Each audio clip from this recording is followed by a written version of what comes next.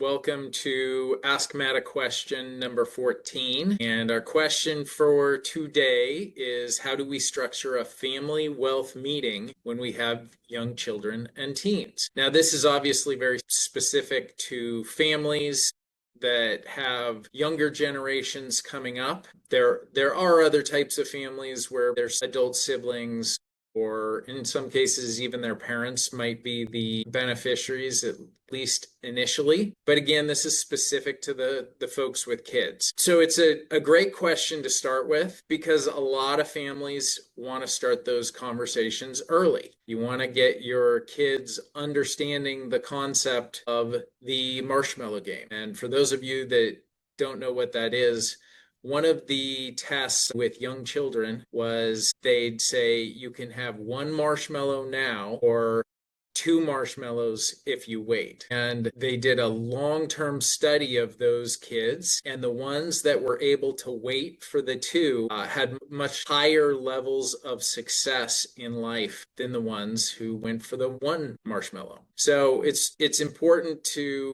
build that ability, and it is an ability. It's not something you necessarily are just born with. It's something that can be taught, and you start by making these meetings age appropriate. So when I think about a family that has goals and different things that they want to achieve, it's really important to make sure that you have a safe space for communication. So making sure that as you're answering questions, you're doing it in a way that's not counterproductive, that it's sharing the values that your family has, and that it creates understanding. And so if you're starting out with younger kids, the things you really want to focus on are the big ideas: feeling gratitude, the idea of responsibility and generosity, and what your family wants money to help make possible. At that age, it's less about information and more about building healthy roots. So obviously, if you have teens, you can up the conversation a little bit. You might talk about decision making, family priorities, long-term goals, or what stewardship means in your family, what kind of charities you might donate to, how important is education,